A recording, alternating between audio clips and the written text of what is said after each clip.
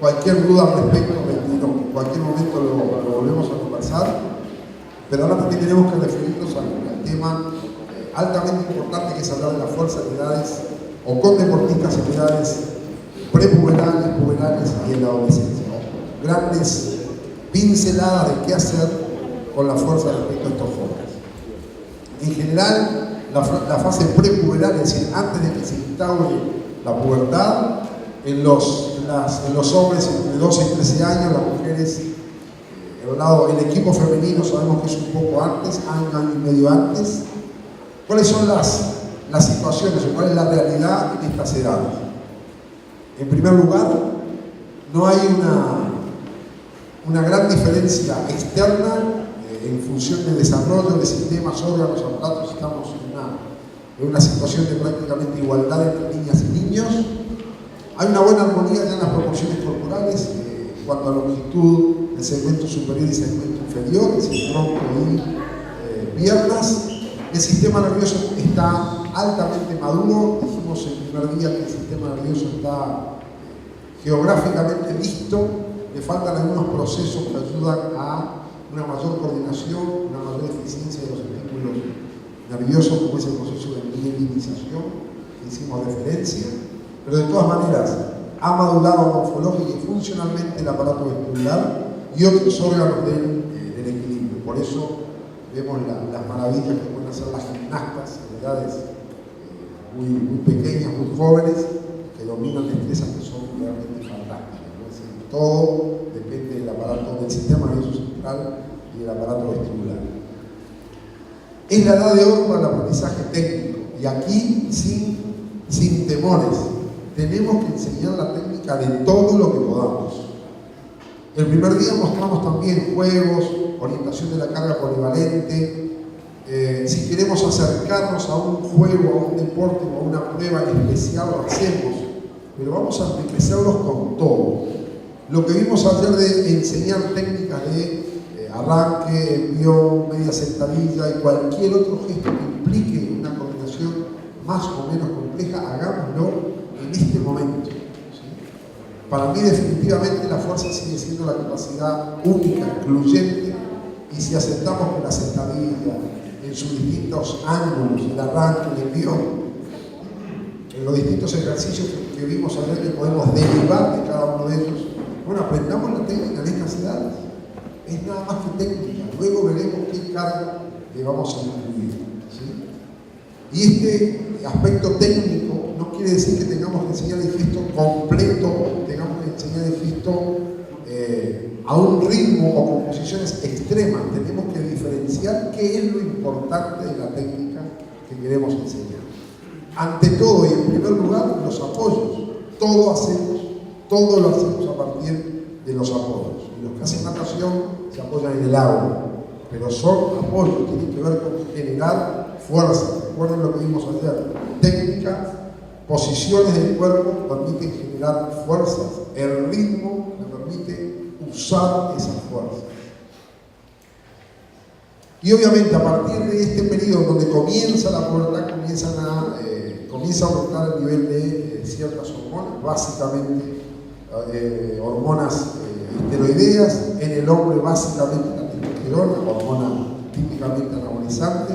También en la mujer, aunque en menor cantidad, y básicamente la mujer, las hormonas que están más presentes son estrógenos y progesterona, que son las que además comienzan a regular su ciclo menstrual, la regularidad del ciclo menstrual. Sobre este punto también un comentario, ¿no? Creo que hay médicos acá, psicólogos, etc. Desde el punto de vista del entrenador, sepamos que ese cambio que se empieza a originar en el cuerpo de las niñas, también tenemos que leerlo, no solo desde el punto de vista técnico y de entrenador, sino también desde el punto de vista social, cognitivo, afectivo. Muchas veces las niñas en ese momento crítico de cambio en sus formas, de cambio con la aparición de la menstruación o menarca, comienza una serie de también cambios en actitudes, en comportamientos que tenemos que manejar, e inclusive desde el punto de vista técnico tenemos que manejar cambios. Tiene una nueva estructura que en la mujer además implica un ensanchamiento de la cadera, la cadera, la aparición de los senos, es decir, hay todo un tema que tenemos que manejar hasta desde el punto de vista técnico, porque también produce cambios. Ni que hablar desde el punto de vista social, del grupo, ser muy cuidadosos con eso, y además lograr la confianza como para que la niña o los familiares nos digan cómo está haciendo ese proceso. Sabemos que al principio, con la aparición de la primera menstruación, no quiere decir que todo vaya a seguir regularmente, sino que se pueden producir cambios, irregularidades, y bueno, tenemos que saber cómo vive esa niña esos primeros meses o años en que comienza a menstruar y a veces se producen molestias o irregularidades, etc. Y tenemos que ver todos aquellos deportes que impliquen mucha resistencia, también a veces presentan algún problema adicional. Sabemos que los estrógenos y progesterona básicamente son hormonas liposolubles que se almacenan en el tejido graso. Entonces muchas veces aquellos deportes como la natación, como la carrera de fondo, como las chicas que hacen ciclismo, todo lo que implique resistencia donde el porcentaje de graso puede ser bajo, ese porcentaje de graso bajo hace que las hormonas liposolubles, estrógenos y progesterona no tengan lugar donde almacenarse, y eso muchas veces genera también irregularidades en el ciclo menstrual. Hablando con Paco hace 5 minutos, un tema que es importante considerar también respecto a la mujer, ya en mujeres adultas, ¿sí? Pero hablando de fuerza, la necesidad, la certeza de que la mujer deportista adulta necesita trabajar más fuerza máxima que los varones. ¿Por qué? Porque su menor nivel de testosterona hace que sus niveles de fuerza máxima bajen antes. Entonces, no decimos que tengan que levantar más carga que los varones, queremos. El tema es que necesitan estimular, mantener sus niveles de fuerza máxima de manera más frecuente que los hombres, por el tema de menor nivel de testosterona, lo cual hace que la fuerza máxima se reduzca antes en aquellos deportes dependientes, digamos, donde la fuerza máxima es respaldo de otras cualidades de fuerza, ¿sí? Pero esto es clave considerarlo, reitero, en mujeres deportistas adultas y en aquellos deportes donde la fuerza máxima es determinante o es respaldo para fuerza explosiva o reflejo elástico explosivo, ¿sí? ¿Cómo entrenamos en la fase de la pubertad? Ahora, ¿qué tenemos que hacer o qué podemos, hacer con relación a manifestaciones de fuerza? Sí. El entrenamiento general, ya sabemos, carga de peso corporal para distintos tipos de ejercicios. Todo lo que hacemos es fuerza. Ayer saltamos, hacer abdominales, fuerza de brazos, traccionar, colgarme, trepar. Todo lo que se nos ocurra con el propio peso corporal es un elemento fundamental. También gimnasia de aparatos, lo que puedan hacer, aunque no sean el deporte gimnasia, pero bueno, desarrollar habilidades gimnásticas, todo lo que sean multilanzamientos, con algo pesado, eso está entrenando la fuerza rápida y explosiva del tren superior. También podemos poner una medicina en el muslo y empujarlo para un costado, hacia afuera, es decir, todo lo que sea generar fuerza en corto tiempo. Y ante ejercicios, ante pesos más o menos livianos y que le permitan moverse rápido. El entrenamiento en circuitos, esto es clave también y sirve para todo. Originalmente se pensó que el circuito estimulaba solo la resistencia, y hoy en día podemos usar el circuito como quieran y con distintas alternativas y con distintos efectos de carga. ¿Cuáles son las variantes del circuito que van a venir más adelante? Número de estaciones, con qué voy a hacer cada una de las estaciones, peso corporal, peso adicional, número de repeticiones o de tiempo en cada estación, a qué velocidad me muevo en cada una de las estaciones, el diseño del circuito, la alternancia de grupos musculares o zonas en las que yo quiera trabajar. Es decir, el circuito es tan amplio como ustedes puedan imaginarlo y puede cumplir los objetivos que ustedes quieran. El circuito no es solo para la resistencia o no es solo para la parte aeróbica. Podemos trabajar la potencia láctica en un circuito que dure 5 minutos y, como digo yo, matar a un deportista en 5 minutos. ¿Sí? Entonces, usen el circuito de manera muy creativa y también es muy bueno hacerlo con niños o con jóvenes, pensando en un desarrollo general de todos los grupos musculares y zonas de su cuerpo. Y aparecen los ejercicios de pesas, todos los que hablamos ayer: el pilón al pecho, la cargada, la media sentadilla, el press de banco. Es clave enseñarlo. No estamos hablando de ponerle grandes cargas. Enseñen el movimiento de manera correcta, enseñen el movimiento con las variantes que vimos ayer. Pero es clave hacerlo en estos momentos. Saltos y multisaltos, volumen e intensidades medios, fundamentalmente horizontales alternos, como hicimos ayer, y también verticales bipodales. Familiarización y aprendizaje de saltos horizontales, mixtos y sucesivos, y también podemos hacer un salto en profundidad. El tema aquí no es decir, no, esto no se puede hacer hasta el 1 de diciembre del 2018, no es así. El tema es cuánto hago de esto como para aprenderlo, como para empezar a estimularlo. Si traemos a un niño acá de 7, 8 años y lo dejamos solo, lo primero que hace es subirse a una silla y tirarse para abajo. O sea, es lo que hace. Ahora no le vamos a decir, te subís a la silla 10 veces los lunes, miércoles y viernes. O sea, ese es el error. Pero permitamos que comiencen a experimentar también con esto. 20 centímetros, no lastima a nadie. 1 o 2 veces, no hay ningún problema. Pero sí usemos este medio también con inteligencia, cuidando los niños. Y obviamente el trabajo técnico de lo que sea, del deporte que sea. Hay deportes que ya en estas edades están casi cercanos a su máximo, ¿sí? Y otros que están todavía muy lejos de llegar al momento de mayor rendimiento. Cada deporte tiene momentos de rendimiento diferentes. ¿Sí? Preguntas o dudas o aportes. Bien. En la fase de la adolescencia, masculino 14, 15 hasta 18, 19 años y en mujeres un poco antes, se van frenando los procesos de desarrollo, ¿sí? Se van frenando los crecimientos, y el crecimiento de estatura se transforma en crecimiento de los diámetros, eje de hombros, eje de caderas, el diámetro antero-posterior, el segmento inferior y el segmento superior más o menos iguales. Sepamos que la mujer tiene el centro de masa más bajo que el hombre, en promedio es así. Eso para algunos deportes es un problema y para otros deportes es una ventaja. En aquellos deportes que necesiten una amplia expresión del equilibrio, un centro de masa más bajo es favorable para mantener el equilibrio. En otros deportes donde yo tengo que elevarme, un centro de masa más bajo implica que tenga que levantarlo más distancias, por ejemplo el salto alto. Pero la idea es que el hombre comparado con la mujer tenemos diferentes alturas del centro de masa. Usemos eso de acuerdo a nuestro deporte, y muchas veces eso implica que la técnica que hace un hombre en determinado movimiento no es la misma que hace una mujer por esa diferencia en la altura de su centro de masa. En atletismo, el caso más típico es la carrera con vallas.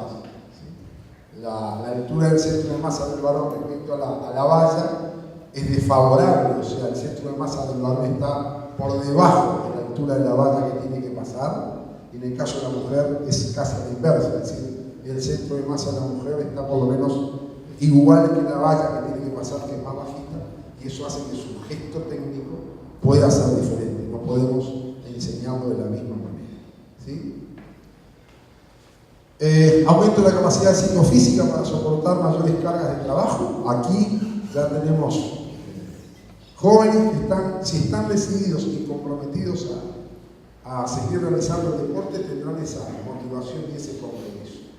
Depende de muchos factores sociales y medioambientales, pero si alguien en estas edades ha decidido abrazar un deporte y querer mejorar en él, tendrá que tener esa motivación, esa decisión y ese compromiso. En otros casos no, es la situación que vivimos.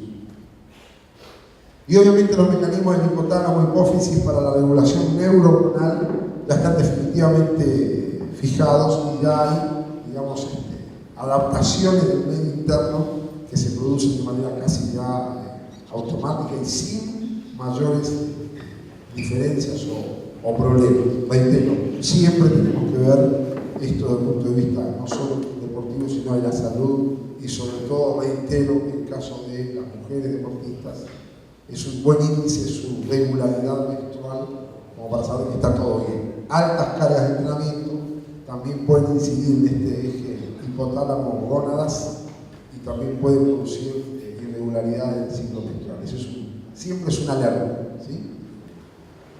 Bien, en la primera mitad de la adolescencia, cuando hablamos de jóvenes de 14, 15, 16 años, ejercicio de carga natural, siguen, gimnasia con aparatos, siguen, multilanzamientos, entrenamientos en circuito. Estos entrenamientos en circuito pueden estar presentes siempre. El tema es qué estaciones, qué ejercicios, con qué intensidad, con qué pausa, con qué tiempo de trabajo los diseñemos. Fuerza general, seguimos con todos los ejercicios que vimos ayer y con sus variantes, ¿sí? Tirones al pecho, entregada, arrancada, sentadilla por detrás, sentadilla adelante, lo que vimos ayer, el step, o sea, el hacer subidas al banco con una sola pierna, media sentadilla con salto, el press de banca, press de hombro, pullover, es decir, empezamos a sumar ejercicios que, como siempre decimos, no son para nada específicos, pero que sí sirven para desarrollar distintos grupos musculares para cualquier deporte. Aquí un pequeño comentario que ayer un colega preguntó y lo hicimos individualmente y vale la pena conversar. ¿Se escucha ahí? ¿Sin micrófono? ¿Se escucha allá al fondo? Ahora al final vamos a mostrar unas formas de calcular la carga máxima que una persona puede levantar en determinado ejercicio de manera indirecta, es decir, sin llevarlo a que haga una repetición máxima, ¿sí? Hay muchas fórmulas en toda la bibliografía. Yo particularmente uso dos que en la práctica me han resultado muy confiables. Pero además podemos sacar otras conclusiones. Y por ejemplo, si tomamos la sentadilla o el press de banco, un colega preguntó, hago media sentadilla, ¿sí? Pero luego hago subida al banco, un ejercicio que usamos en muchos deportes. ¿Cuál es el máximo? Pues nadie hace el máximo de subida al banco, nadie hace máximo de bíceps, nadie hace máximo de polea, por ejemplo. Los que lo hagan, bien, pero en general no es un ejercicio que se haga habitualmente, además puede ser peligroso. O sea, ponerle la carga máxima para que suba al banco, que hace así, se cayó, estaba en problemas. Como orientación. Tomamos, por ejemplo, un RM de media sentadilla, ¿sí? El máximo. Ejemplo, 150 kilos. ¿Sí? Entonces, quiero hacer subir al banco, o quiero hacer saltos con peso, o quiero hacer algún desplante lateral. ¿Cómo usamos esto como orientación para la carga? El 40% de esto es mi 100% para ejercicios pequeños. ¿Se entiende? Entonces, el 40% de 150, ¿cuánto es? 60 kilos. ¿Sí? Entonces, este es mi 100 para subir al banco. Entonces, yo ahí elijo qué porcentaje quiero trabajar para subir al banco. ¿Se entiende? Digo, bueno, en este periodo quiero trabajar al 70. 7 por 6, 42 kilos va a ser un 70% para subir al banco. ¿Se entiende esto? Esto es orientativo, pero sirve como para decir, bueno, ¿con qué carga hago subir al banco? ¿Sí? Y lo mismo ocurre con el press de banco, o sea, el 100% del press de banco lo utilizo acá, el 40% del press de banco es mi 100 para el bíceps, press detrás de la nuca, así, todo lo que implique tren superior. Obviamente en grupos musculares pueden ser extensores o flexores que tienen distintos niveles, pero como orientación usamos esto, para tren superior o para tren inferior. De acuerdo al periodo, ustedes eligen qué porcentaje van a trabajar del ejercicio pequeño. ¿Sí? Si alguno hace evaluación directa de un RM en ejercicios pequeños, está bien, pero hay algunos ejercicios que son complicados de evaluar, ¿sí? o de hacer un RM y subir al banco. ¿Está bien? Bien.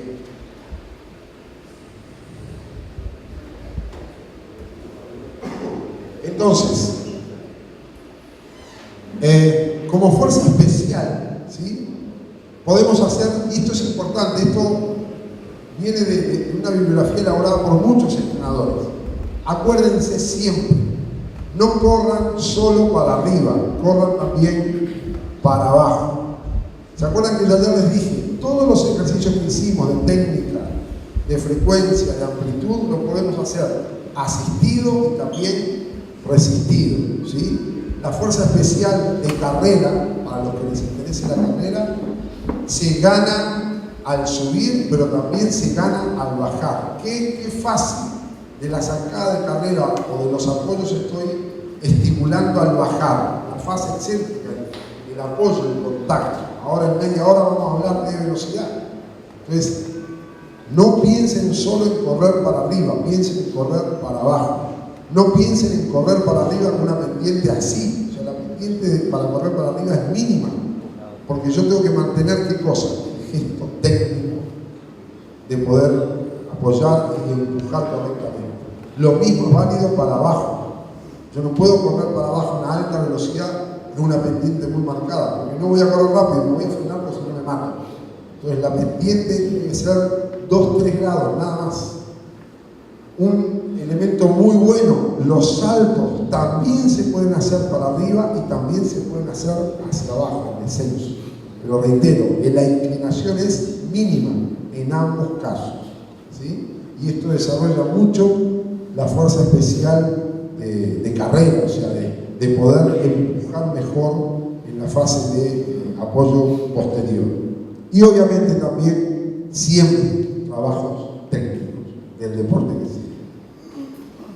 Y aquí simplemente un ejemplo de lo que vimos ayer para comparar, ayer lo mencionamos, la proyección vertical de la barra en sentadilla por delante es igual que en la sentadilla por detrás. La barra siempre va a caer en la vertical del metatarso, ¿sí? La sentadilla por delante, por eso mismo, ¿qué implica? Que el tronco va a estar mucho más vertical, va a tener menos inclinación al frente que cuando yo hago la sentadilla por detrás.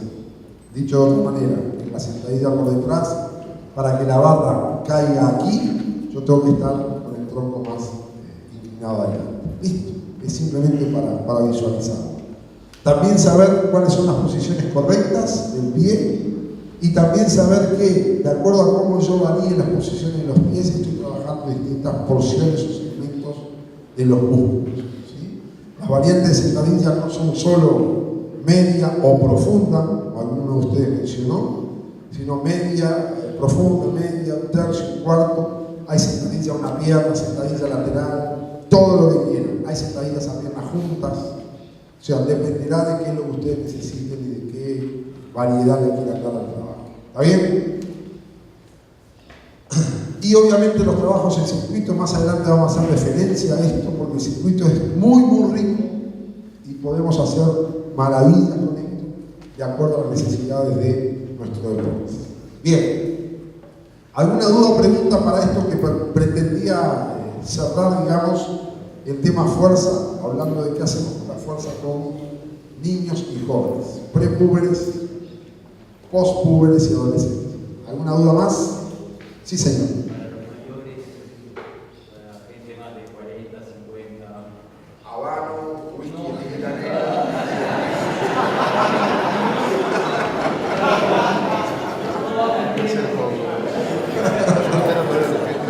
buen café, cubano. No, vamos, ¿qué hacer? El tema es si el adulto está en forma y quiere mantener, o sea, los trabajos de fuerza son un recurso muy válido, porque la fuerza siempre va a estar descargando o produciendo o ayudando a que se segreguen hormonas anabolizantes generalmente. Entonces, mantener el trabajo de fuerza siempre que se pueda, mantener el trabajo de fuerza siempre que no sea agresivo a nivel articular o a nivel de espalda, y bueno, hacer todo lo que se pueda de una manera muy sistemática, moderada, con mucho cuidado, pero sí es bueno mantenerlo, ¿sí? cuidar el tema de cuáles son las reacciones a nivel cardiovascular, respiratorio, a nivel de presión arterial. O sea, los trabajos de fuerza también aumentan la presión arterial. Hay muchísimo deportista hipertenso por haber pasado 15, 20 años de su vida haciendo un trabajo de fuerza muy duro. Esto tenemos que saberlo, decirlo y manejarlo, ¿sí?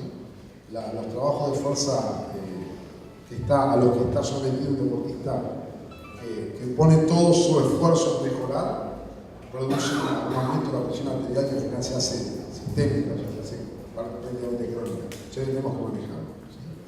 Un elemento importante en este club que tiene tan excelentes instalaciones y aparatos como lo que vimos ayer. Mucho cuidado, estuvimos hablando, hoy vino un colega y me habló del ejercicio del isquiotibial, ¿viste tú?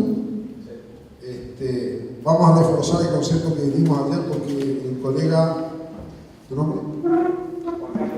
Juan Carlos, también preguntó muy positivamente y propuso un ejercicio que yo ayer me olvidé, pero el concepto detrás del trabajo en isquiotibial es un músculo biarticular que cumple una función de flexor de pierna, pero también de extensor de cadera, en determinado momento del apoyo de una carrera, en una zancada de carrera, y que generalmente lo trabajamos solo como flexor, ¿sí? Y él decía, por ejemplo, el trabajo de tener una barra delante, piernas extendidas, y levantarse con piernas extendidas. Ahí no solo trabajo la parte de espalda baja, sino que también estoy trabajando el isquiotibial en esa función de extensor de cadera. Entonces el problema con el isquiotibial es recordar siempre que no solo es flexor, sino que además es extensor en determinada parte de la carrera que yo estoy haciendo. Cuanto más rápido corro, mayor riesgo de lesionar, porque no estoy trabajando las dos funciones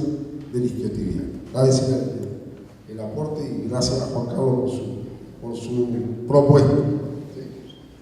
Bien, ¿alguna duda más? Bueno, empezamos a hablar de velocidad. Distintos tipos de velocidad de reacción, velocidad cíclica máxima y velocidad acíclica máxima. La velocidad cíclica máxima básicamente la velocidad de desplazamiento, ya sea en línea recta o en curva o en diagonal o hacia el costado. Y también tenemos que considerar la resistencia y la velocidad como un ámbito distinto, como un ámbito diferente. También tenemos que hablar, al hablar de velocidad, si somos coherentes con lo que hemos dicho, tenemos que hablar de fuerza. O sea, la fuerza es lo que nos permite movernos. Y si nos queremos mover más rápido, tenemos que usar determinada cualidad de la fuerza. Entonces, la fuerza-velocidad se manifiesta a alta intensidad de tensión muscular en el menor tiempo posible, manteniendo la amplitud de movimientos. ¿Qué es lo que me da el rango óptimo de la amplitud de movimiento? La técnica de medio porte. Ayer hablábamos con los colegas de squash, que está aquí, y hablábamos con Tony, que hablaba del badminton, de cuáles eran cómo se movía para avanzar, digamos, en un paso profundo bastante grande hacia adelante o hacia el costado. Entonces, la amplitud es clave. Yo me puedo mover muy rápido, pero si la amplitud no es la que yo necesito, técnicamente no voy a hacer el buen gesto y voy a perder. ¿Sí? Entonces, el tema siempre es mantener el concepto de velocidad en función de la amplitud que necesite alcanzar. Entonces se genera una jerga de conceptos que es la fuerza de velocidad o la fuerza de salto o la fuerza de lanzamiento, ¿sí? Pero básicamente, la carrera de velocidad, que todos la usamos en todos los deportes donde hay un desplazamiento de una u otra manera, tenemos que correr, ¿sí? No solo desde el punto de vista metabólico. Si yo mejoro la eficiencia de mis apoyos, si yo mejoro la aplicación de fuerza en el suelo, voy a correr más rápido. Si yo corro más rápido, llego antes, ¿sí? Y salvo muy pocas excepciones, la velocidad de desplazamiento es absolutamente clave. Es decir, es lo que marca la diferencia entre un deportista y otro. Si yo tengo que desplazarnos, si tengo que correr, tenemos que ver cuáles son los componentes que componen esa carrera. Amplitud de pasos y la frecuencia de pasos. ¿Se acuerdan que ayer hicimos dos trabajos diferenciados? ¿Sí? Por un lado, la frecuencia, que depende básicamente de aspectos de coordinación del sistema nervioso central, y la amplitud de pasos, que depende básicamente de la fuerza. Lo que hicimos ayer es solo una muestra, ustedes pueden usar muchísimas combinaciones más. La amplitud de pasos y la frecuencia de pasos tenemos que ponerla dentro de un gesto técnico, ¿sí? Cada persona tiene una proporción personal, íntima, de amplitud de zancada y de frecuencia de zancada. Pero hay veces que una u otra se pueden mejorar. En general, la más difícil de mejorar es la frecuencia. ¿Por qué? Porque está determinada por el sistema nervioso central. Entonces, como que tenemos un patrón que es más difícil de modificar. La amplitud se puede mejorar de otra manera. ¿Por qué? Más fuerza, mejor técnica. Si yo apoyo mejor, si busco más rápido el piso, si el pie y la pantorrilla actúan mejor, mi amplitud también quizás sea un poco mayor. Y aquí hay un punto a mencionar, que es el tiempo de contacto, el tiempo de apoyo. Generalmente no trabajamos muchos ejercicios de fuerza para el pie o para la articulación del tobillo, y hacemos todo parados y apoyados en dos o en un pie. Tenemos que educar también el pie, y tenemos que educar los grupos musculares que influyen sobre el pie y sobre la articulación del tobillo. Y hay una forma alternativa de aumentar la frecuencia que tiene que ver nuevamente con la fuerza. Dicho de otra manera, si un deportista en su fase de carrera máxima velocidad lanzada de 20 metros, 30 metros, está a 100 milésimas de segundo apoyado y da un paso de 2.50, ¿qué pasa si yo en lugar de estar a 100 milésimas de segundo apoyado estoy 90 milésimas de segundo apoyado? Aumenté la frecuencia. Mi paso, mi zancada sigue siendo de 2.50, pero si yo para llegar al próximo paso tengo la misma fase aérea, pero estoy menos tiempo apoyado, ergo, como consecuencia, estoy dando más pasos por segundo.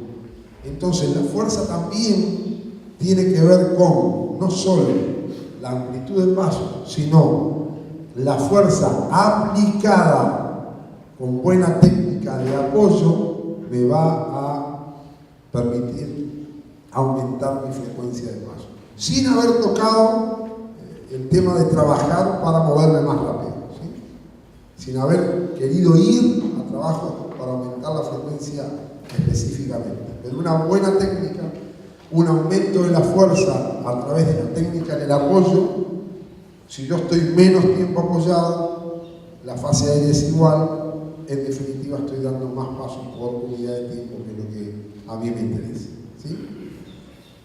Y obviamente todo esto con un desarrollo de flexibilidad óptimo y con o contra la resistencia específica que me permita moverme muy rápido. Aquí también viene más adelante, pero vamos a ponerlo aquí porque cae mejor. Aquí también hablar de velocidad asistida y de velocidad resistida, ¿sí? Acá hay mucha bibliografía, hay muchas opiniones, hay mucha gente que aparece con implementos hasta muy novedosos. Todo puede ser válido, pero hay rangos que son los óptimos. Si yo quiero correr a una mayor velocidad, una supravelocidad con respecto a lo que hago normalmente, traten de usar algún aparato, alguna goma, alguna pendiente que me permita mejorar mi velocidad no más allá de un 5%. ¿Por qué? Porque más allá de un 5% se deforma la técnica y no me sirve para el gesto que yo quiero hacer. Lo mismo vale para la velocidad resistida. ¿Uso un paracaídas? Sí. Pero si yo uso un paracaídas muy grande, el paracaídas me va a frenar, ¿sí? Entonces, si mi objetivo es la velocidad, usemos resistencias que me hagan correr más lento, pero solo un 5% más lento. ¿Me explico? No que sea un 20% más lento. No le ponemos 40 kilos de rata, no sirve, porque ya mi técnica es distinta. mis apoyos son distintos y estoy deformando el gesto de correr velozmente. Entonces, estos son los rangos de velocidad que yo puedo manejar. Ganar hasta un 5%, perder hasta un 5% de velocidad cuando lo hago resistivo, ¿sí? Eso nos mantiene dentro de un gesto técnico bueno desde el punto de vista mecánico. Entonces, cuando saco esa asistencia o esa resistencia, mi gesto técnico sigue siendo el mismo, si no tiene problema. Si me pongo mucho más carga, estoy en problema porque estoy yendo a otro tipo de figuras y estoy atacando el gesto técnico de la carrera, ¿sí? ¿Dudas?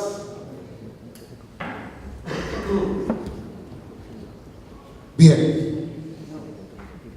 Entonces, con esta pequeña matriz de velocidad tenemos que el correr rápido depende de esta secuencia de velocidades. La reacción, el tiempo de reacción, el movimiento. Lo que hablamos ayer de fuerza inicial, cuando yo estoy para partir, tengo velocidad cero, tengo que generar fuerza de alguna manera y eso comienza aquella curvita, ¿se acuerdan que hablábamos de fuerza-tiempo? Hay una fase de aceleración inicial. Recuerden, siempre que estemos acelerando, la capacidad determinante es la fuerza. Válido para cualquier deporte. En fútbol, que son desplazamientos tan cortitos, 2-3 metros, 5, 20, esos cambios de velocidad están ante todo determinados por la capacidad de generar fuerza para hacer ese cambio de dirección, que a veces también es la diferencia entre el éxito o el fracaso. Ni que hablar en el básquetbol. O sea, el básquetbol es otro deporte de altísima exigencia desde el punto de vista de movimientos veloces, porque además están prácticamente acelerando siempre. Porque en el fútbol yo puedo correr 30 o 40 metros a alta velocidad, pero en el básquetbol, hasta por tamaño de cancha, estoy siempre más limitado, ¿sí? Entonces, la velocidad de aceleración es muy requerida, entonces tengo que ser capaz de producir muchas aceleraciones durante un partido que puede durar mucho rato o de alta intensidad. Entonces, la aceleración es una dimensión distinta de la velocidad, en tanto es básicamente más dependiente de la fuerza. Si hablamos de una carrera de 100 metros, los primeros, hay una fase de 10 a 12 pasos intermedios antes de llegar a la velocidad máxima, ¿sí? Hay una zona de transición y la fase final es la fase final de la aceleración, donde la mecánica es más estable, más preprogramada.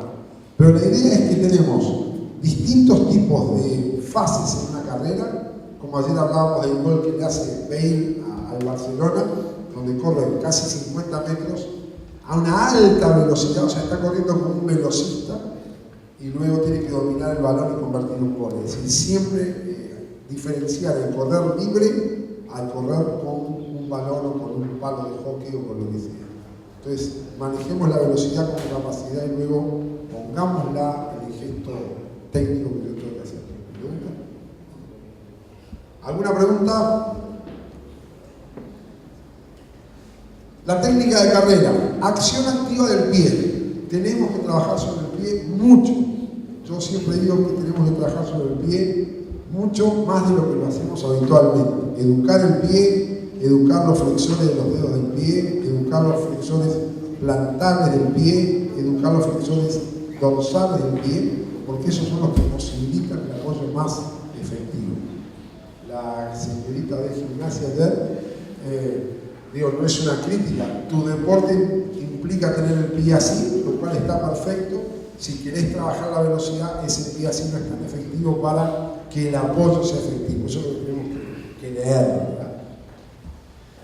El trayecto del pie en el momento del balanceo posterior. ¿Se acuerdan que ayer yo les dije, antes se pensaba que era acá, ahora sabemos que después que yo empujo, la pierna se transforma en una cadena libre y lo que hace es venir a levantarse pero debajo del glúteo. Eso reduce, minimiza el trabajo del isquiotibial como flexor, ¿sí? Pero el trayecto del pie en el momento del balanceo posterior es directo al glúteo, no es circular por detrás. ¿Se entiende? Eso es la forma, digamos, de correr, y para eso ejercicios como los que hicimos ayer. ¿Sí? Es decir, diferenciamos en la zancada de carrera, la partimos y trabajamos en ese recobro posterior sin hacer esto, sino que una vez que empujo el glúteo pasa directamente a ubicarse, el talón pasa directamente a ubicarse debajo del glúteo. Obviamente, movimientos de brazos, postura del tronco, de la cabeza, etcétera, etcétera. Eso ya es un poco más secundario. ¿Sí? ¿Preguntas hasta aquí? Bien. Técnica de velocidad, optimizar amplitud de zancada y su frecuencia, minimizando los tiempos de apoyo con movimientos efectivos de brazos, piernas, tronco, etc. También acá la zona media es fundamental. Si yo no tengo una buena zona media, anterior, posterior, glúteos, mi eficiencia en la carrera no será generalmente la más alta. Y obviamente es un factor crítico para el rendimiento a través de las fases de la carrera que hace que la técnica de carrera en distintos momentos cambie. Ni que hablar cuando entremos en resistencia de velocidad, donde también la técnica es el factor limitante para poder jugar a alta velocidad en distancias mayores. ¿Sí? Entonces, la zona de máxima velocidad o el momento en el cual estoy corriendo a máxima velocidad es determinante en una carrera de 100 metros, por ejemplo, y tiene que ver con frecuencia y amplitud óptima. Cuando yo corro a mi máxima velocidad, mi frecuencia es máxima y mi amplitud es óptima. ¿Sí? ¿Por qué? Porque cuando yo me canso, también el ser humano intenta compensar y por ahí de repente hace pasos más largos. Pero hacer pasos más largos implica que la frecuencia se cayó. Y no nos olvidemos que la velocidad es además igual al producto de frecuencia por amplitud. Tengo valores de equilibrio aquí. Si se baja una, pero la otra se aumenta en la misma proporción, podré mantener la misma velocidad. Si se bajan las dos, estoy listo.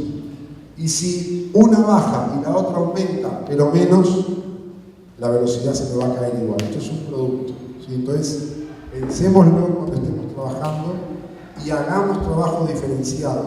Un día de frecuencia, otro día de amplitud, otro día lo integramos, como hicimos ayer, lo combinamos, saltos alternos altos, saltos alternos rasantes, carrera. Usemos los trabajos de frecuencia para hacer transferencias al final en la sesión de pesas. Hacemos fuerza de piernas con un determinado objetivo, salimos fuera y hacemos ejercicios de frecuencia de tren inferior. O sea, eso ayuda a transferir el efecto de ese trabajo más pesado que hicimos con las pesas. Es decir, pongamos todo dentro de la caja de herramientas y empecemos a elegir de otra manera, más creativa, también con una fundamentación distinta. ¿Sí? Y obviamente, luego de la fase de máxima velocidad, se producirá una fase que se llama de desaceleración. Definitivamente, siempre ocurre esto. Y obviamente se caracteriza por una pérdida de la velocidad debido a la fatiga, con la disminución de la frecuencia de zancadas y el aumento de amplitud. Es decir, el ser humano disminuye la frecuencia luego de haber corrido una distancia más o menos prolongada a su máxima capacidad y disminuye la frecuencia e intenta, para compensar, aumentar su amplitud. Pregunta: ¿sigue vigente la invitación a cenar con Couto? Si es una dama, la que contesta va conmigo; si es un varón, va con Couto. ¿Qué tipo de fatiga nos estamos refiriendo acá? Si dice que en una carrera de 100 metros, al final, luego de la zona de velocidad máxima, baja la frecuencia y el ser humano intenta aumentar la amplitud para compensar. ¿Qué tipo de fatiga será? Va con Couto, que sabe. Bien, igual no puedo decir porque no era eso, pero bueno. ¿Qué fatiga es? Porque todo el mundo habla y dice, no, perdió velocidad porque se cansó. Pero en 11 segundos, en 12 segundos, en 10 segundos, en 40 metros, no, corrió muy rápido los primeros 20 y luego se cansó. Y el otro llegó primero a la pelota, al touch and rugby. ¿Qué se cansa? ¿Será un tema energético? No. Claro, si dice que se pierde frecuencia y se aumenta amplitud, el perder la frecuencia ¿de quién depende? Del sistema nervioso. Entonces, siempre, en cualquier cosa que ustedes analicen, lean qué es lo que está detrás. ¿Sí? ¿Qué se cansa del sistema nervioso? Los neurotransmisores. Tenemos que leer un poquito más atrás a la parte de fisiología. Los componentes para que se produzca una contracción muscular son innumerables, pero increíblemente altos para lo poco que dura una contracción muscular. Pero ante todo y básicamente, el estímulo nervioso estará presente, sí, pero hay unas sustancias que son las que se segregan al final del axón en los botones sinápticos cuando tocan la membrana muscular, que son los que se llaman neurotransmisores. Esos son los primeros que se agotan. Yo, para generar tensión y que la orden llegue al músculo, tengo que segregar pequeñas cantidades, millonésimas pequeñas cantidades de neurotransmisores. Cuando eso se canse, la contracción no se produce. Tan simple como eso. O sea, es un combustible una sustancia muy valiosa, además de todas las demás sustancias que intervienen en una contracción muscular. Entonces, en una carrera de 100 metros, que dura, en el caso de Bolt, 9:50 y poco, igual hay una pérdida de velocidad al final, pero no es debido a la fuerza, es debido a que falla la parte del sistema nervioso. Es decir, tenemos que acordarnos que los movimientos muy rápidos y muy frecuentes, ante todo, dependen del sistema nervioso central. Entonces, ahí está la clave, digamos, para decir, bueno, se fatigó. ¿Qué se fatigó? Pensemos que se fatiga. No es un tema energético. A veces lo es, pero en una carrera sola, lo que se cansa ante todo en ese momento de la carrera es esa capacidad. O sea que la dama ganó la serie. Couto. Bien.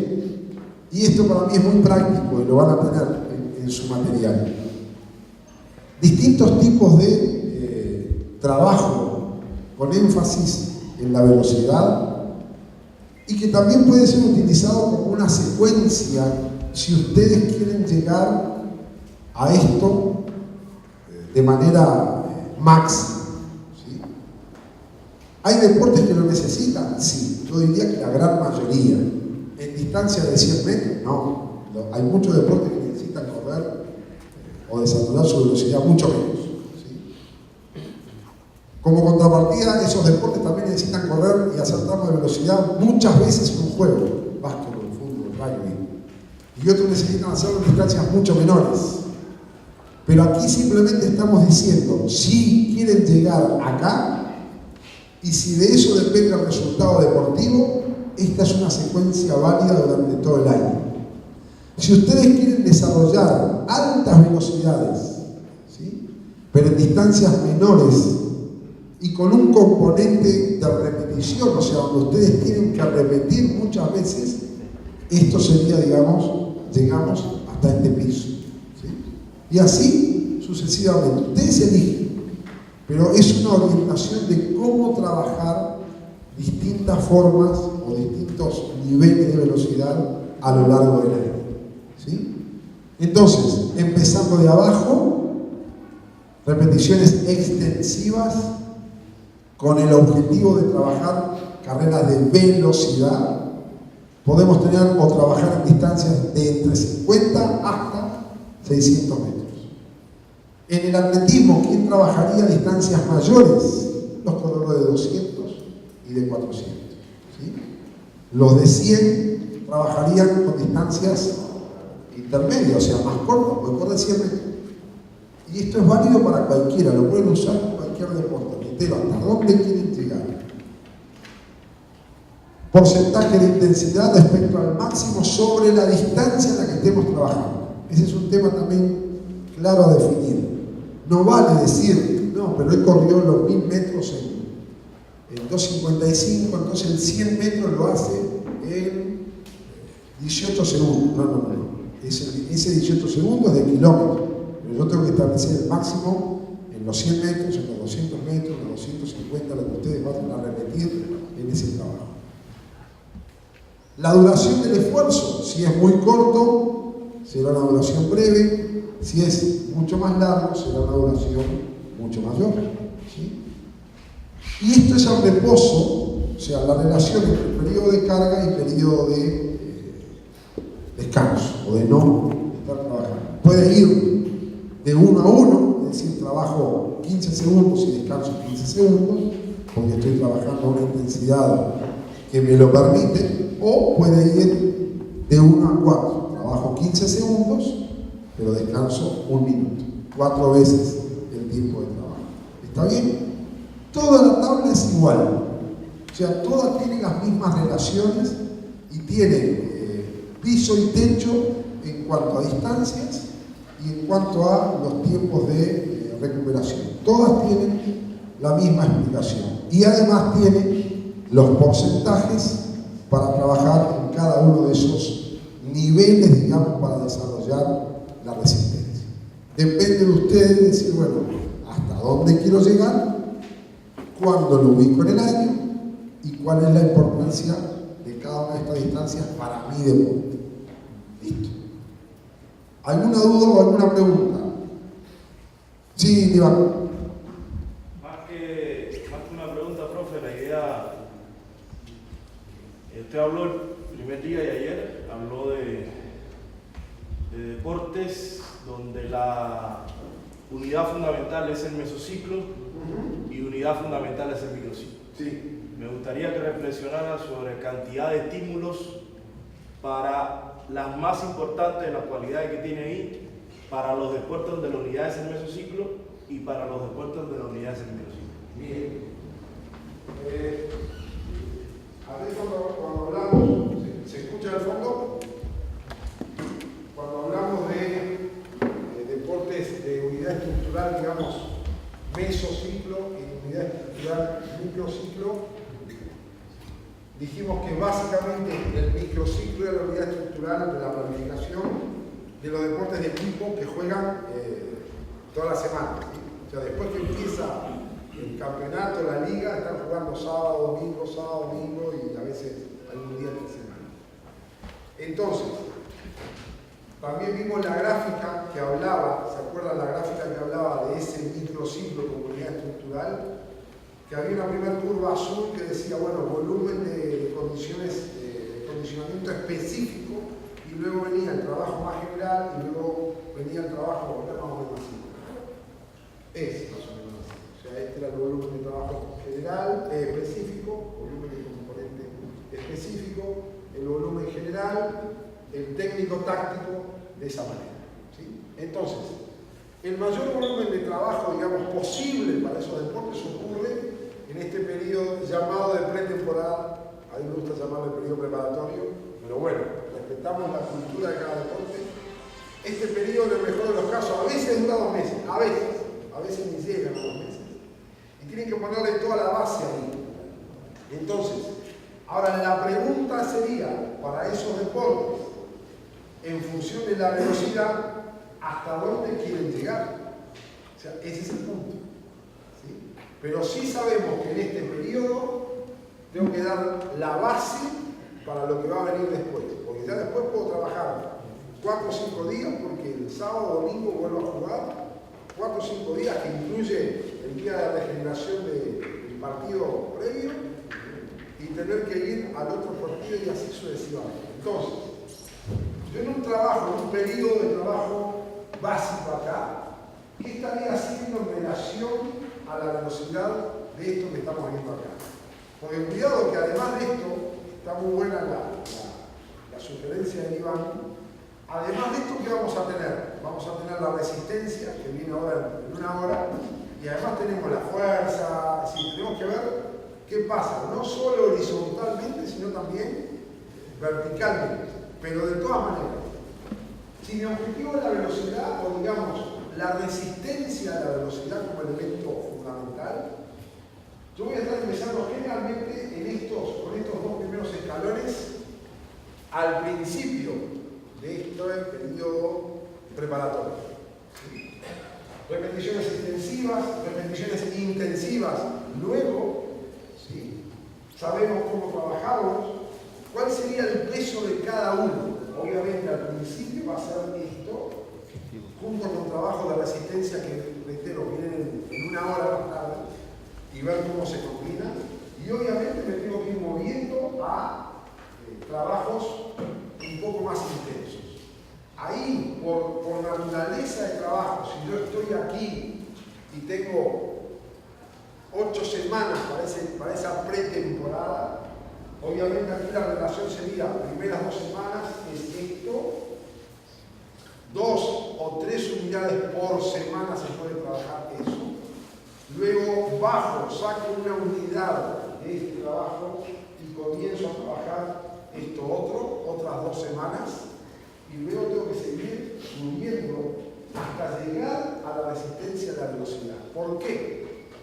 Porque en esos deportes de equipo, de juego, de campeonatos de todo el año, es muy difícil desarrollar algo cuando estoy jugando. Corríjanme los especialistas. Es decir, yo desarrollo todo lo que puedo y acá lo que tengo que hacer es mantener, tocar. O sea, yo no puedo, nunca hice velocidad máxima. Entonces terminé ese periodo de pretemporada. Por eso la curva esta decía volumen de condicionamiento específico. Si yo no puedo estar acá 8 semanas subiendo la montaña de arena y empiezo a jugar acá, no, es imposible. O sea, por eso la pretemporada, yo no acepto que diga, no, estamos muy muertos, duro, y luego tengo que seguir subiendo hasta llegar a la resistencia a la velocidad. ¿Por qué? Porque en esos deportes de equipo, de juego, de campeonato de todo el año, es muy difícil desarrollar algo cuando estoy jugando. Corríjanme los especialistas. Es decir, yo desarrollo todo lo que puedo y acá lo que tengo que hacer es mantenerlo, tocar. O sea, yo no puedo, nunca hice velocidad máxima. Entonces terminó la pretemporada y la quiso hacer entre 2 partidos. Para desarrollar. Es difícil. Ahora, para mantener eso es cosa. Entonces, si yo tengo que desarrollar todo acá y luego intentar mantener con las variantes individuales que tiene esto, porque hablamos también con mi colega de vuelo, pero la idea es que yo tengo que pasar de estos 2 primeros escalones a estos 2 primeros escalones y ya ser capaz de tocar esto. Que en el caso de los deportes de equipo, como las distancias son, los desplazamientos son más cortos, voy a trabajar también sobre distancias más cortas. Pero el tema está en la resistencia a la velocidad. O sea, yo no puedo perder la resistencia a la velocidad en un deporte de equipo, fútbol, rugby, básquetbol, porque juego bien 40 minutos y en segundo tiempo doy pena. Entonces, el tema es decir, yo ya tengo que entrar acá en ese periodo de pretemporada. Por eso la curva esta decía volumen de condicionamiento específico. Yo no puedo estar acá 8 semanas subiendo la montaña de arena y empiezo a jugar acá. No.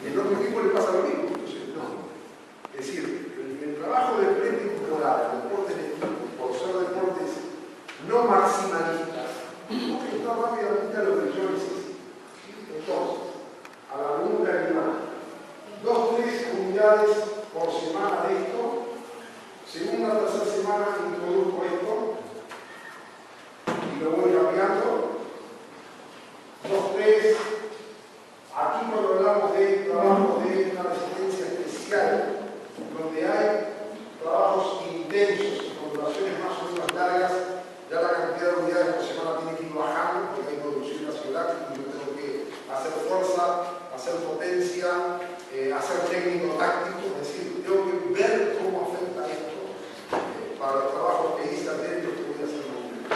Y así al llegar allá. Pero necesariamente yo en este periodo de preparación tengo que llegar a lo que